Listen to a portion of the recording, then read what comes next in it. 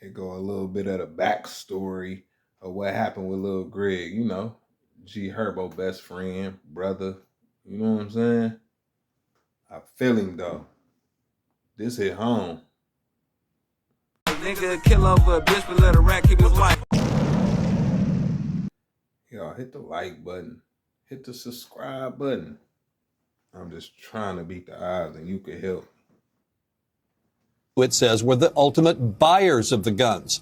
9 members of the Gangster Disciple street gang in the Pockettown neighborhood of Chicago. The indictment says the gang members would contact the soldiers and in essence place orders for the guns.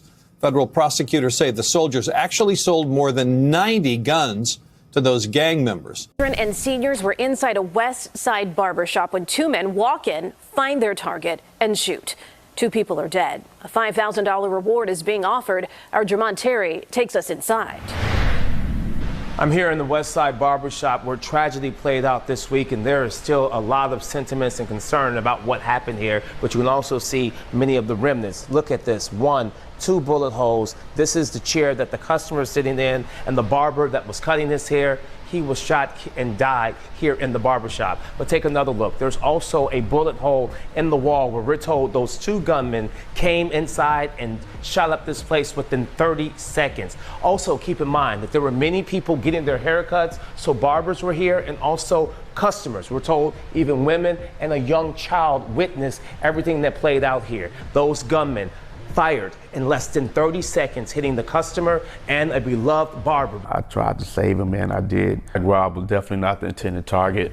It was basically, the individual that was in the chair. Now, there are security cameras all throughout this barber shop, and they captured the 30 seconds of what happened here. Those gunmen, we're told, had their faces covered.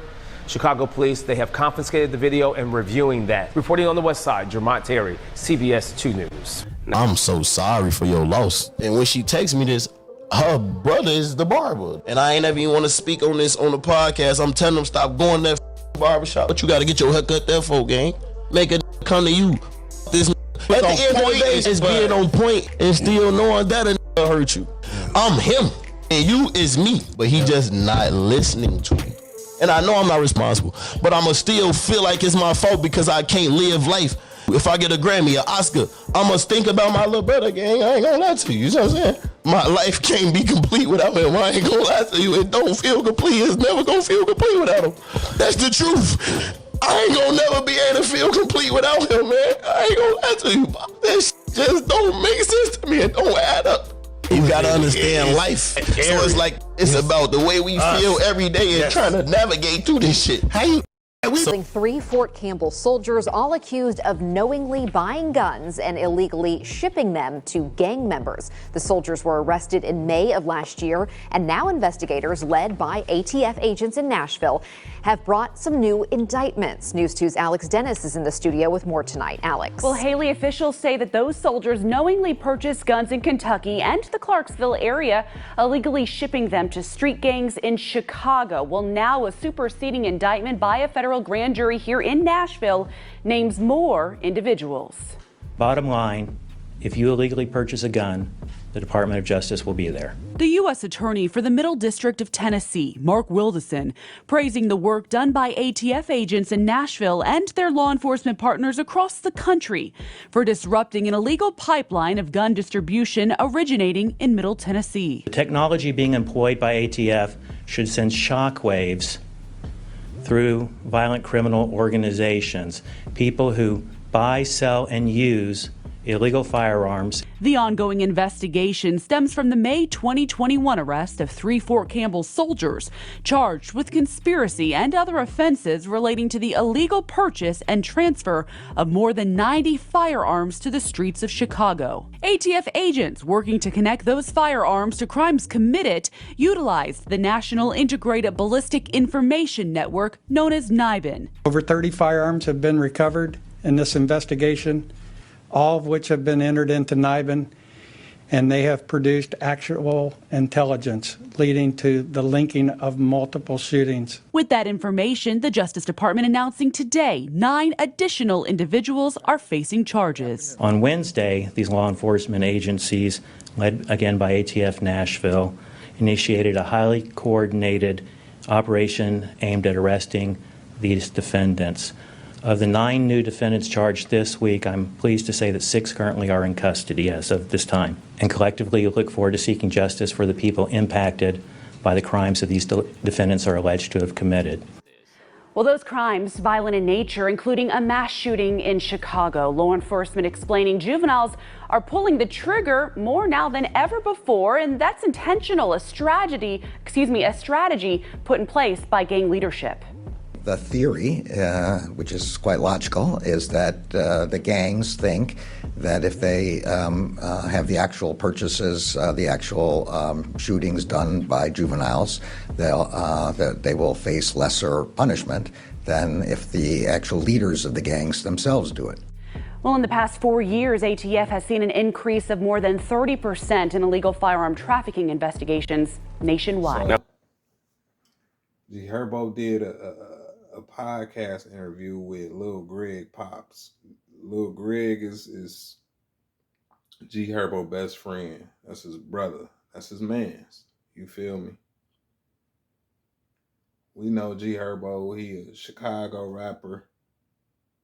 He been into beef. He been in all type of stuff. You know, when you go up, it's a lot that go down. And what I mean by that, when you going up, people want to see you lose. You have beef, especially in this rap world. You rap, 9 times out of 10, you develop beef somewhere in the streets. People you came up around, people you went to school with, just people from the neighborhood. You know how it go when you in the hood. When your brother is him, one of them guys, you can't just be out dangling in grocery stores and barber shops and fast food places. Like, you gotta watch how you move. You gotta move correctly. You may not be into nothing, but your brother may be into something. And it could backfire on you. They don't mean to get you in nothing, but in this game, it's an eye for an eye. 2 for a 2. Real talk. It come with the game. Like GHerbo said, I told him, stop going to that barbershop, have them come to you. That's what we do. We have everybody come to us. Or when we move out the way. When you got beef, you got to stay out the way. Nah, Greg didn't have beef. But GHerbo did. He done got shot in his foot before. GHerbo got people who he mentioned in songs, or people who dead on the other side that his other friends or they friends rapping about, like, it's the Chicago living. You know what the drill area is. You know what it is. And now GHerbo got to go through what he going through without his brother. He got to come up without his brother. He got to live this life, this lavish life, get this money, get these broads without his brother. Me personally, I never lost a brother. I don't want to lose a brother. I'd rather go first than have to deal with that. You get what I'm saying? Like, that's hard to deal with. I got 2 blood brothers. They my blood. You feel me? I couldn't even imagine. And one of my guys, through street ties, they've been locked in forever, and I couldn't even imagine. So, y'all leave a comment. Let me know what y'all think. This is just a little bit of the story of what happened to Greg.